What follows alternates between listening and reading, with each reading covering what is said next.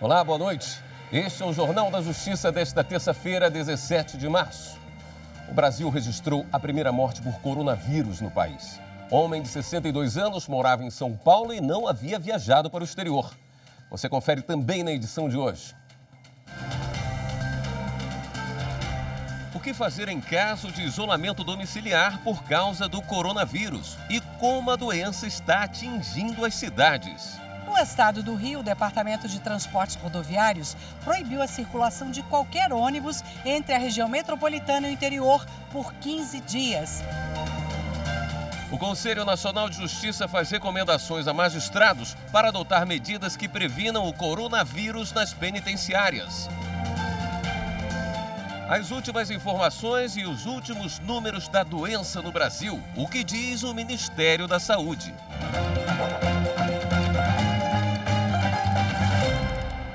O Brasil confirmou hoje a primeira morte causada pelo novo coronavírus. Vamos direto começar com o repórter Leandro de Souza, que tem as informações desse caso e também os números da doença no país. Oi, Leandro, boa noite.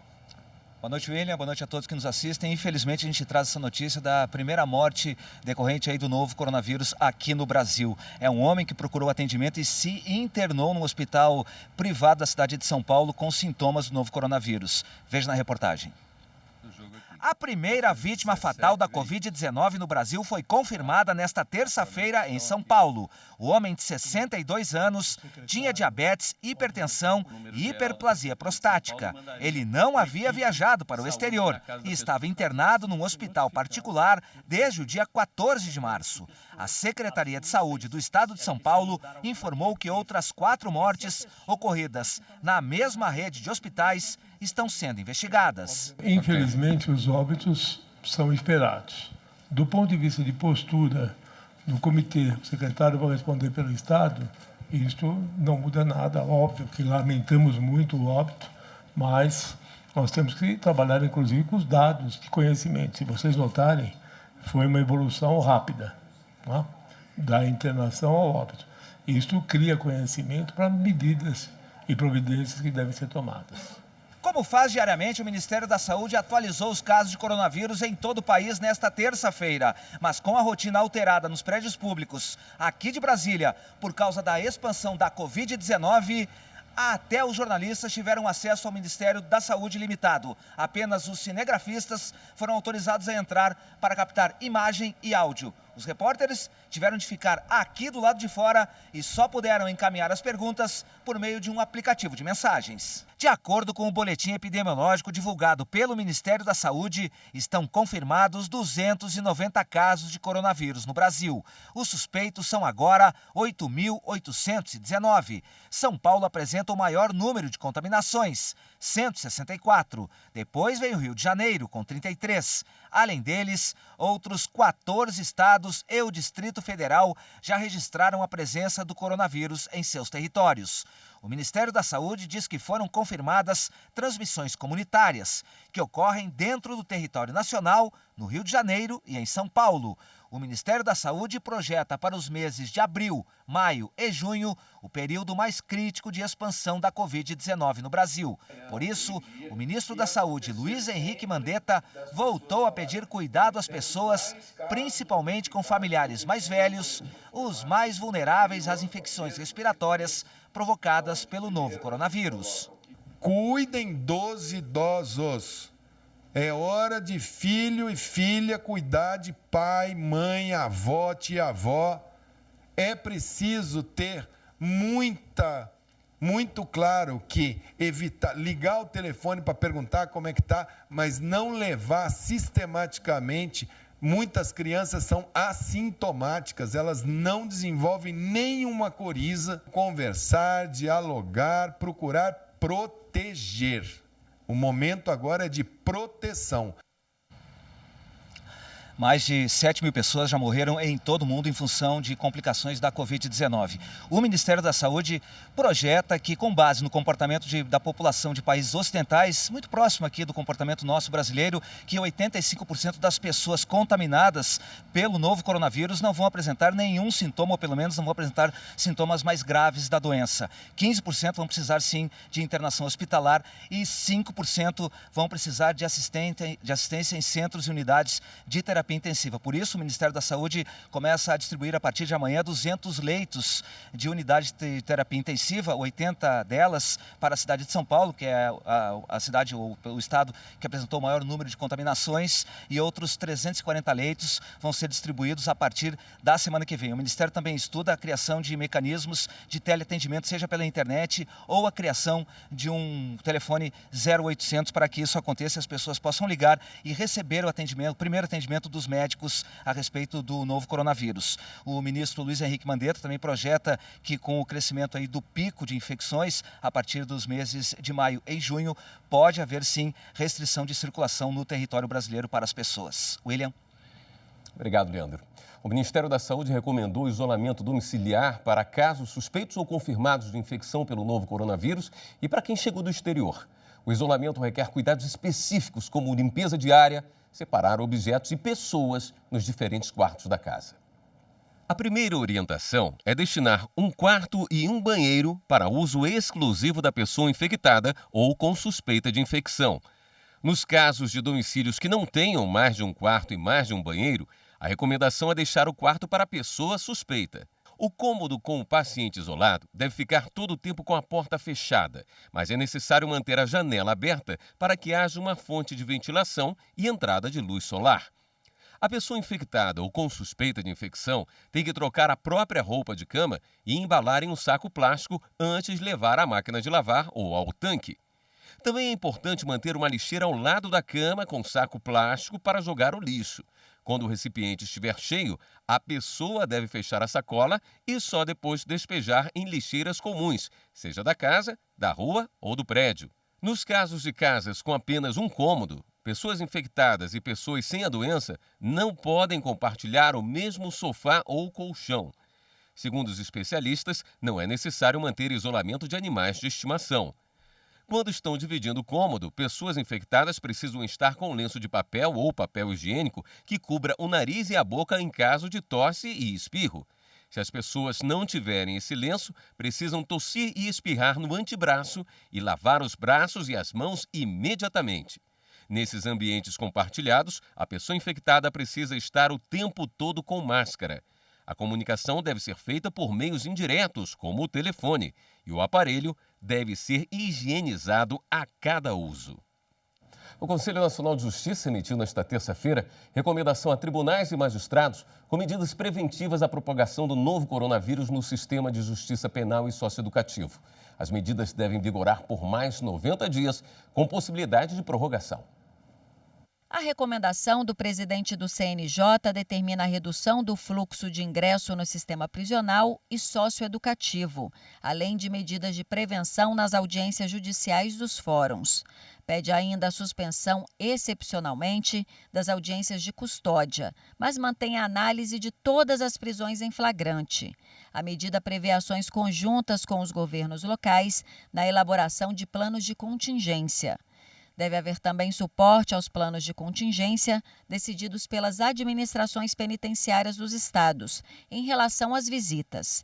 E recomendado aos juízes que avaliem caso a caso a revogação de prisões provisórias de mulheres gestantes, lactantes, mães ou responsáveis por crianças de até 12 anos ou por pessoa com deficiência.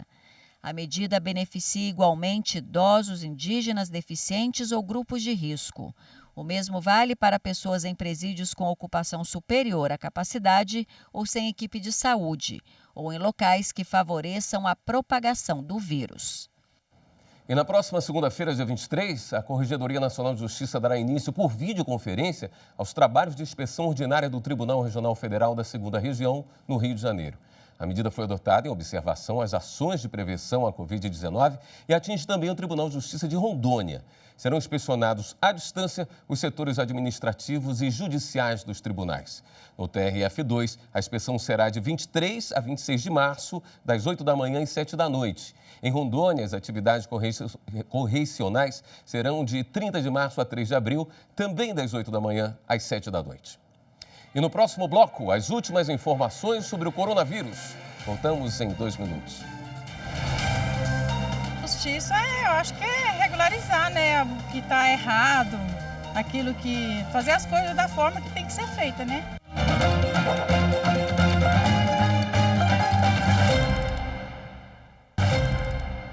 A presidente do Tribunal Superior do Trabalho, ministra Cristina Peduzzi, suspendeu hoje à tarde a prestação de serviços não essenciais do tribunal.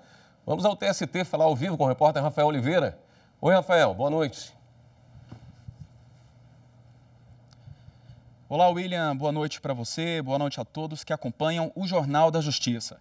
Essa é uma medida de prevenção da disseminação do novo coronavírus. A presidente do TST, ministra Cristina Peduzzi, também estabeleceu um protocolo para a prestação de serviços presenciais na Corte. De acordo com o ato, a presença física de servidores nas instalações do tribunal fica limitada a 30% do quadro da unidade em sistema de rodízio.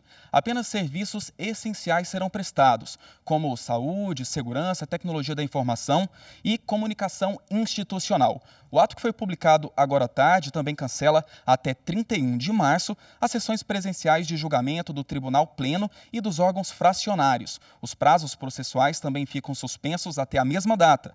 Os servidores que desempenham atividades incompatíveis com o trabalho remoto terão relativizada a execução das atribuições, com posterior compensação. O ponto eletrônico fica dispensado e o gestor de cada unidade deverá monitorar e se certificar da execução das tarefas designadas. O acesso às dependências do TST está temporariamente suspensa para o público externo.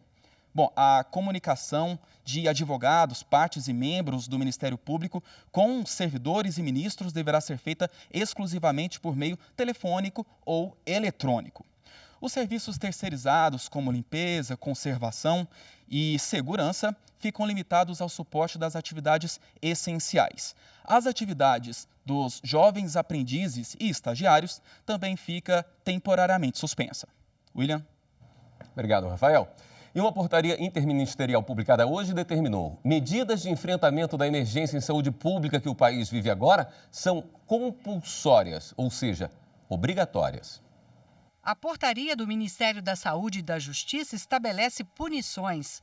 Quem não cumprir medidas que podem ser adotadas, como o isolamento e a quarentena, será responsabilizado na esfera civil, administrativa e penal. Ainda sobre a quarentena, a portaria diz que o infrator está sujeito a penas de até 1 ano e multa previstas nos artigos 268 e 330 do Código Penal. Os gestores do SUS, profissionais de saúde, dirigentes de hospitais e agentes de vigilância epidemiológica podem pedir ajuda da polícia se houver recusa ou desobediência às medidas de saúde previstas.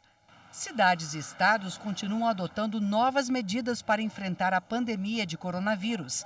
Em Brasília, as embaixadas dos Estados Unidos e da França suspenderam a emissão de visto e pedidos de nacionalidade por tempo indeterminado.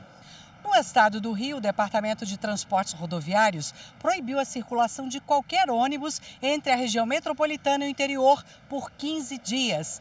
Em São Paulo, capital, o prefeito Bruno Covas decretou estado de emergência. Segundo o texto, a licitação para a compra de bens e serviços para enfrentar a emergência está dispensada. A prefeitura também restringiu a 10 o número de pessoas nos velórios.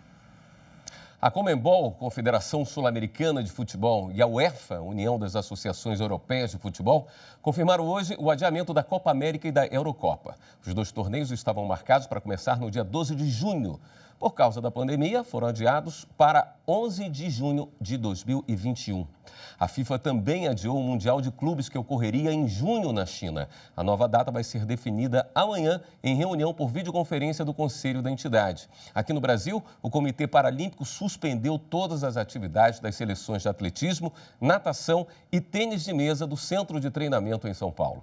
Todas as decisões seguem recomendação da Organização Mundial de Saúde de se evitar aglomerações em meio à pandemia de coronavírus.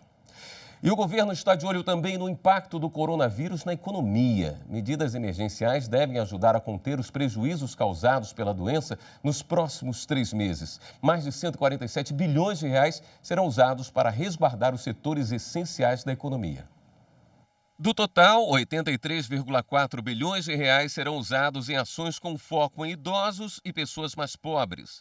Uma das ideias é zerar a fila de espera do Bolsa Família ao incluir cerca de 1 milhão de pessoas no programa de transferência de renda. O custo será de 3,1 bilhões de reais, que serão retirados de outra área do orçamento ainda não definida pelo governo. Outras medidas com foco na parcela mais vulnerável são a antecipação do pagamento do 13º salário de aposentados e pensionistas, que colocará 46 bilhões de reais nas mãos dos beneficiários do INSS.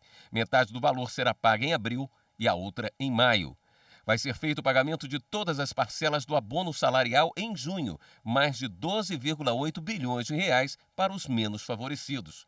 Além disso, o governo vai liberar mais dinheiro para saques do FGTS. Valores que não foram retirados do PIS/PASEP vão ser transferidos para o fundo, o que representa mais de 21,5 bilhões de reais. Outros 59,4 bilhões de reais vão para políticas de manutenção de empregos. Esse montante virá de medidas para a suspensão do pagamento do FGTS e das contribuições ao Simples Nacional por 3 meses, propostas que mantêm juntas 52,2 bilhões de reais nas mãos das empresas durante o período. No caso do FGTS, a proposta deve ser apresentada por projeto de lei. Além disso, as contribuições ao Sistema S serão cortadas pela metade por 3 meses, o que garantirá outros 2,2 bilhões de reais. O objetivo é dar mais fôlego às empresas, que têm tido fortes prejuízos com a pandemia. O governo também zerou as alíquotas de importação para 67 produtos de uso médico hospitalar e anunciou que vai desonerar o IPI de bens importados que sejam necessários para combater os efeitos da pandemia. A medida deve valer até o fim do ano. A Polícia Federal informou que também está suspenso todo o atendimento ao público em suas dependências no Paraná, inclusive aqueles previamente agendados. A expedição de passaporte somente será autorizada para as pessoas que tenham viagem devidamente comprovada nos próximos 30 dias. Já os pedidos de regularização migratória só serão atendidos quando for comprovada a condição do imigrante para o exercício inadiável de direitos essenciais, como, por exemplo, situações de trabalho que gerem penalidades ao empregador e nas hipóteses de incidência de transplante de órgãos. Daqui a pouco, os detalhes dos julgamentos de hoje das 2 turmas do Supremo Tribunal Federal. E agora, no intervalo do jornal, você vai ver mais um episódio da série Aqui Tem Justiça. Em Belo Horizonte, a Justiça trabalha para recuperar quem tem algum problema mental e cometeu crime. É o PAI PJ, Programa de Atenção Integral ao Paciente Judiciário. Em instantes. Justiça é pagar pelo que faz. Se fizer uma coisa errada, tem que pagar pelo erro, né?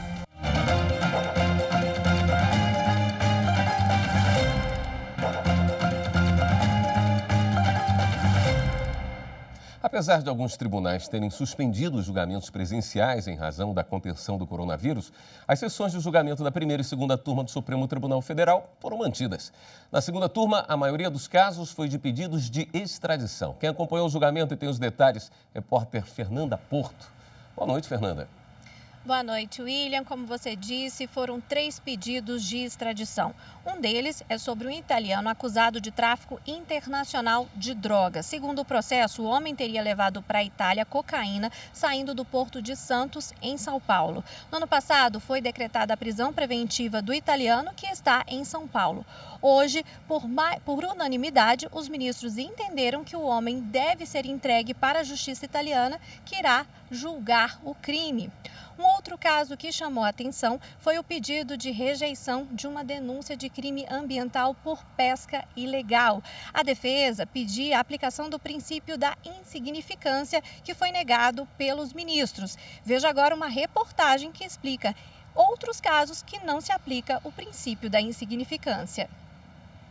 Também conhecido como princípio da bagatela, o princípio da insignificância tem a finalidade de eliminar a infração penal. O entendimento jurídico é que trata de situações de baixo valor em dinheiro, como furtar um produto barato de um supermercado, por exemplo. Então, geralmente, esses casos são julgados com base nesse princípio, que pode resultar na absolvição do réu. Mas, há exceções. O Supremo Tribunal Federal considera que não cabe a aplicação do princípio da insignificância em situações que tenham violência, grave ameaça, falsificação e tráfico de drogas. Quem acompanhou os trabalhos da primeira turma do Supremo Tribunal Federal foi a consultora jurídica da TV Justiça, Karina Zuccolotto, que está aqui com a gente. Boa noite, Karina. Boa noite, William. Normalmente, primeira turma julga muitos HCs, né? Hoje foi um dia diferente, nós tivemos muitos recursos em reclamação. Exatamente. A reclamação é um tipo de ação prevista na Constituição e que busca justamente fazer com que decisões judiciais respeitem a autoridade vinculante de algumas decisões do Supremo, como, por exemplo, aquelas proferidas em ações diretas de inconstitucionalidade. É justamente esse argumento que é trazido nessas reclamações, na verdade, nos recursos dessas reclamações, em que o ministro Marco Aurélio, relator das três, teria negado o prosseguimento por entender que não haveria violação de nenhuma decisão do Supremo. Mas vamos ao caso concreto. O argumento nas três reclamações não foram julgadas em conjunto, mas todas elas envolviam o Estado do Mato Grosso, uma decisão do Estado do Mato Grosso, decisão do secretário de Infraestrutura e da Comissão de Licitação em relação a transporte público naquele Estado. O argumento aqui é que a ação conjunta desses três agentes, vamos dizer assim, determinando que a concessão provisória de transporte público no Estado deveria ser feita por meio de contratos emergenciais. Dessa contratação emergencial, seria uma forma de dispensa de licitação e que isso violaria a decisão do Supremo Tribunal Federal proferida numa ação direta de inconstitucionalidade. Em que sentido?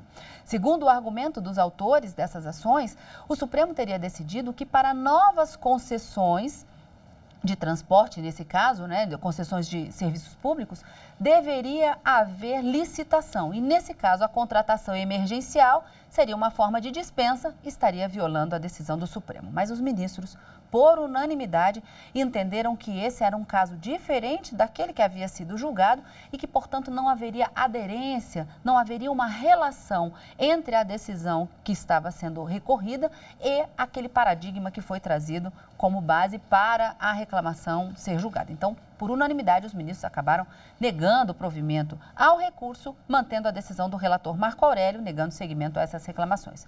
Mas, apesar de termos muitas reclamações, teve também a habeas corpus. E um desses habeas corpus, também da relatoria do ministro Marco Aurélio, os ministros acabaram cassando a liminar que foi concedida em fevereiro de 2020 pelo ministro Marco Aurélio e determinando o retorno do paciente, no caso o réu, para a prisão, porque um dos motivos que o ministro Alexandre de Moraes, que divergiu do ministro Marco Aurélio, sustentou foi que, de acordo com a sentença, que já havia condenado ele a mais de 14 anos de prisão por tráfico e associação ao tráfico de drogas, ele seria uma das lideranças do Comando Vermelho no estado do Rio de Janeiro e que não haveria motivos para mantê-lo em liberdade, ainda que respondendo ao processo. E nesse sentido, portanto, cassada a liminar, determinada a sua volta à prisão, negado o pedido de concessão de liberdade provisória. Nesse caso, os ministros sequer, por maioria, conheceram a habeas corpus, aplicando uma súmula do próprio tribunal.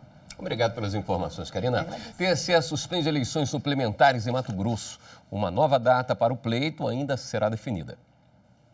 A suspensão da eleição suplementar para o cargo de senador no estado de Mato Grosso foi determinada pela presidente do Tribunal Superior Eleitoral, ministra Rosa Weber. Ela aceitou o pedido do presidente do Tribunal Regional Eleitoral do estado.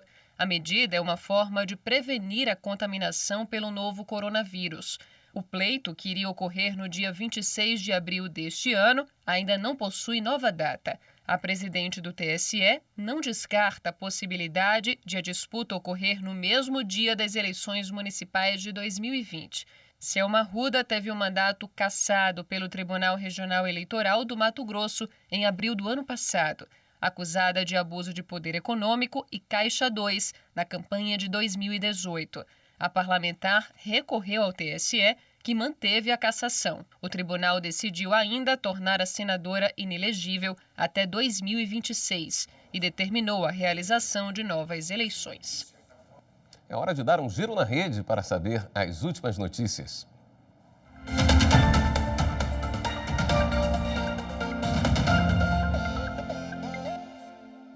Vamos até a redação do Jornal da Justiça falar com a repórter Viviane Novaes, que tem as últimas informações. Boa noite, Viviane. Boa noite, William. Boa noite para todo mundo. A gente começa o giro sobre viagens agora com o coronavírus. A Gol Linhas Aéreas decidiu suspender todos os voos internacionais a partir da próxima segunda-feira, 23 de março. A medida vale até o dia 30 de junho. Em relação aos voos domésticos, vai haver uma redução aí de 70% até junho. Bem, e mais uma notícia, líderes da União Europeia concordaram em fechar as fronteiras por 30 dias para conter aí o coronavírus. Também estabeleceram vias rápidas nas divisas para manter a circulação de mercadorias. O giro fica por aqui. As reportagens do Jornal da Justiça ficam lá no YouTube. É só você digitar TV Justiça Oficial. Voltamos ao estúdio. William. Obrigado, Viviane. O Jornal da Justiça desta terça-feira termina aqui. Mas não se esqueça, mande seu recado, mande sua sugestão de reportagem para o nosso telefone. Nosso WhatsApp é 619-9260-6116. Uma ótima noite para você. Até amanhã.